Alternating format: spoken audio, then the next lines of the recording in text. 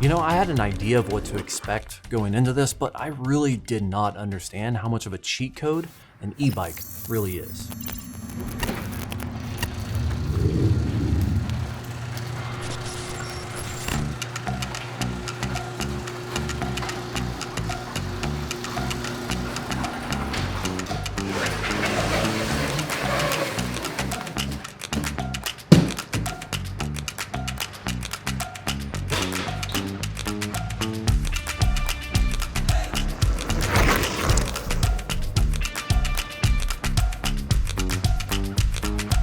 "500 watts of raw power, a 36 volt DC with a battery capacity of 12.5 amp hours, and it's way better than regular bicycles."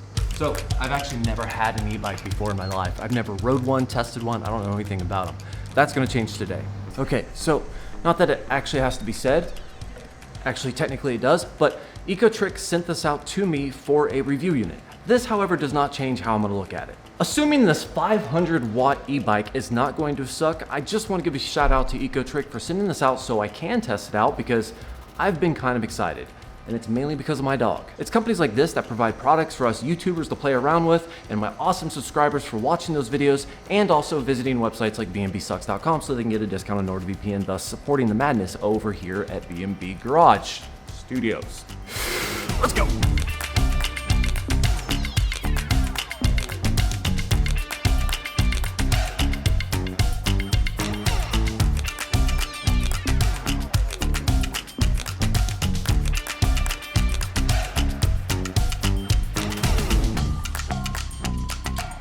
Now, I've wanted an e-bike for a very long time, primarily because I want to take Luna running, and I actually tried that. Got a bike, went out, realized very quickly, I don't want to pedal. Or more specifically, I don't want to feel completely hopeless when I go out and I pedal and then I get tired and I realize I still have to go home. This sucks. Enter the e-bike cheat code, where I can pedal if I want to, but technically, I don't really have to.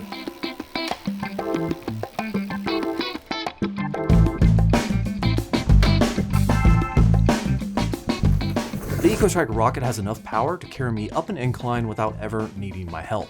I mean, it's no motorcycle by any means, but from a near stop, I was able to get up a fairly steep, maybe 20 or 25% incline by only using the throttle. Yeah. Which sounds great, I know, but I have to give you a warning here. It's a little deceiving. Hear me out. During my testing, I set out to exert the least amount of effort possible. All I wanted to do was go out, get on the BMX track, drain the battery, warm up the motor, and maybe do some 0 to 20 times to see what I could get. And for the fun of it, what's my 8th mile time? But I didn't want to pedal. I just wanted to test the throttle, see what the motor could do, and just let it do its thing. The deceitful part is that because it has power assist, I actually felt more comfortable pedaling simply because I knew I didn't have to. I knew that if I got tired or winded, I could just hit the throttle and the bike would take me home. This actually allowed me to get as much of the workout as I was comfortable with without regretting my decision by the end of it. And believe me, I came back sweating, but not completely wiped out, which is still a vast improvement over my normal daily workout routine, which is waking up. Now, of course, setup is one of the more important things. How do they ship it? How hard is it to put it together? And I can confirm that some assembly is required, but it doesn't take long and it's pretty easy to do. From start to finish, I spent 2.5 hours, but that included the camera work. After going back and looking at the footage, I realized I only spent maybe 45 minutes of actually building. And thankfully, with the exception of not having a Phillips head screwdriver, every tool you need is included with the bike. That's along with the removable keys for your battery, some reflectors for the front and rear of your bike, a derailleur guard to save you from rogue tree limbs or bushes, and a bell. And just in case you can't get everything figured out or you get lost, Ecotric actually has a video where they show you step by step how to assemble everything. And it's actually not bad because I may or may not have had a slight moment of confusion when getting the rear deflector installed correctly. Okay, let's talk about the specs. Coming in with a price tag just under $800, the Ecotric Rocket is a 36-volt, 500-watt e-bike with a 12.5 amp-hour or roughly 450 watt-hour capacity battery. With its rear hub motor, it can give you a range of 15 to 23 miles per charge, which of course is going to depend on how much you lean into the pedal assist or the on-demand throttle options.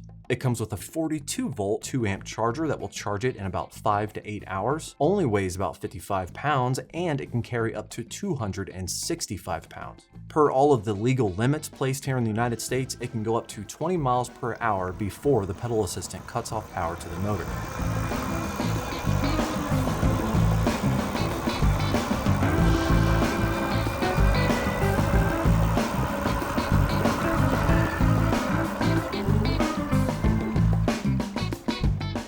Also, this bike is kind of big. Like, it has 26 by 4 inch fat tires, and the standover height, like that bar that goes right between your legs, 31 inches. Like, I'm 6'1" and I can ride this thing and touch the ground fairly comfortably, but I feel like if I was 3 or 4 inches shorter, I might struggle to actually touch the ground. Now, it has a Shimano Cis rear index 7-speed shifter with 180mm mechanic disc brakes and an adjustable front suspension fork. For display and controls, it has a simple S900 display that will show your battery, distance, and speed, along with a separate speed controller remote that mounts near your hands so you can change the pedal assistance as you want on the fly. Which all sounds great on paper, but the real question is, how well does this thing perform? For my performance testing, I wanted to see how well this bike would do on just the motor alone. Like, imagine I was just basically dead and I could not pedal to save my life. How would this bike perform to get me home?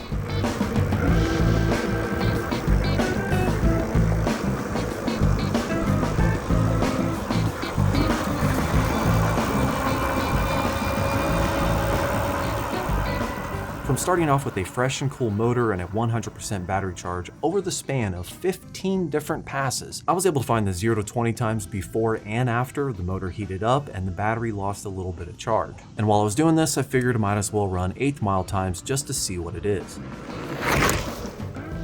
Well, my best 0 to 20 time was 16 seconds, but towards the end of my 15 pass trial, I ended up getting around 18 to 19 second 0 to 20 times. For the 1/8 mile test, I got a consistent range of about 39.9 seconds to 41.4 seconds. And just like the spec says, as soon as this bike hit 20 mile an hour, which I confirmed with the GPS app on my phone, the motor started shutting down. Like, you could still pedal faster if you wanted to. If you were going downhill, it's not going to stop you or anything, but it's not going to give you pedal assist anything past 20 miles an hour, at least for those bikes sold in the States. However, just for science, and I just literally did this just for science because I wanted to see what this bike could really top out at in a hypothetical situation where maybe I wasn't in the United States. Just for the purpose of science, I temporarily removed the governor restrictions and I tested to see how fast I could go, which turns out to be 24 miles an hour. 20 versus 24, yeah, it could make a difference, but maybe it's not worth what I had to do.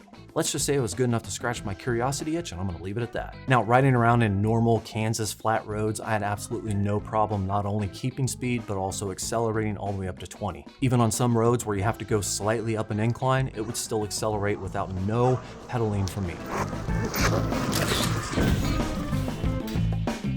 Like I mentioned before, I did end up going to a BMX track, which I did have to pedal a little bit to get up to the first starting hill. After that, really, I had to kind of control my throttle because you kind of are going down and over hills and you throttle maybe a little bit, but you kind of have to control yourself, especially when you're holding a camera, because things could get dangerous. Either way, I had no issues whatsoever of not actually having to pedal all the way to the BMX track and then back home, which included going up a fairly steep incline, let's call it 25% incline, from the near stop all the way to the top of the hill without having to pedal at all. As far as the suspension goes, I know that it's adjustable, but I actually like it exactly how it is, so I haven't changed it. I took it out, and whenever I transition from, like, let's say a paved road over to grass or gravel or anything like that, that abrupt punch you get right when you do it, it's just not that bad. It actually feels very comfortable driving through the field behind my house. With a normal bike, I feel like I'm gonna crash at any moment. With this bike, I don't know if it's the fat tires or the suspension or just a straight up combination of the two.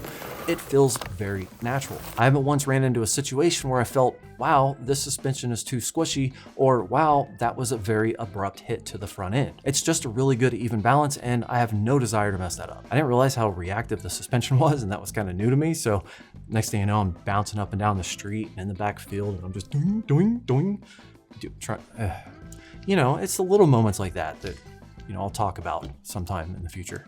Although I was almost able to pull up the front tire in a wheelie, I just got a little scared, you know? I was like, man, it's broad daylight, people are gonna see me crash, this would be really embarrassing. So, in conclusion, I think the biggest part of this bike is really going to come down to personal preference. The Ecotric Rocket is a large, fat tire e-bike built for stable rides through tougher terrains. And it felt pretty good to ride in my testing when I was out in the field or on the BMX track. A normal bike with normal street tires might be a little bit more agile, but it doesn't have the fluffy suspension that the Rocket has. And I think it's that suspension combined with the big old tires that completely makes off-roading enjoyable. I, however, prefer paved roads, and turning around on paved roads with big old fat tires can feel a little weird to me, so this makes me want standard tires more. But I can't ignore how relentless the power assist is. Whether it's in the field, going up a hill, or even on the BMX track, this thing makes me feel like I've activated a cheat code for bicycling. I can literally put in just as much effort as I want to, and then whenever I'm done, the Ecotric will carry me the rest of the way. It's 100% legitimately made bicycling a real option for me because I can go as far as I want to within the confines of a battery and know that I'm not going to go out there, get winded, get tired, and be stranded, and then have to just hate myself all the way home. I mean, it says 15 to 23 miles, so if I'm on a Kansas flat road, that means I can venture out at least 7 or 8 miles with just using the throttle. And even though I say I don't want to pedal, when you're out there cruising, it's just kind of habit. Like, you do want to pedal, you just don't want to pedal all the way. So that 8 miles or 7 miles limited range of going one way just to make sure you have 7 or 8 miles to come back within battery life, who knows? Depends on the weather, the incline, how much you weigh, everything. The cool thing for me is that I got this, and now I can take Luna out, I can ride the bike, she can run her heart out until she's completely tired, and I come back like, what's up? You wanna go again? And there's multiple speeds that you can set on it, so when you use the throttle, you can kind of ease into it, right? But whenever you have the speed set on your actual remote, you just start pedaling and it just goes at that speed. So you can control that. If you want to pedal, you can turn that down. Or if you really just want to do a throttle, you can just kind of ease into it, and you don't have to go full send, but just ease into it. And out of the box, like I said before, it was pretty easy to assemble, but everything kind of worked. Like, the only thing I had to tighten up was the rear brake. Other than that, the 7-speed shifter, everything was all set up. I put on the guard, so if I hit a tree limb or something, it wouldn't knock off the rail. You just got to assemble it, and it just kind of works out of the box. Hell, my tires were aired up, and I did not expect that at all. Now, there is one thing that I would like to have seen different, and that is the charger. I know batteries. I know they can charge fast. I know there's a heat thing and there's all kinds of factors here, but it only comes with a 2 amp charger. 2 amps is fine. It's something that you can go out, you can ride your bike, come home, park it for the night, plug it in, and then worry about it tomorrow. But in the off chance you want to go home and fuel up, so to speak, do you really want to have to wait 8 hours? Or do you want a faster charger option to where you can go in, throw it on the charger for half an hour, get a pretty decent range out of that so you can go out and finish up whatever it is that you wanted to do and not have to suffer with the limitation of only 2 amps of charging? Every time I've taken it out so far, even with the BMX track and, you know, riding around and really testing its limits, I came back with over half of the battery charge left.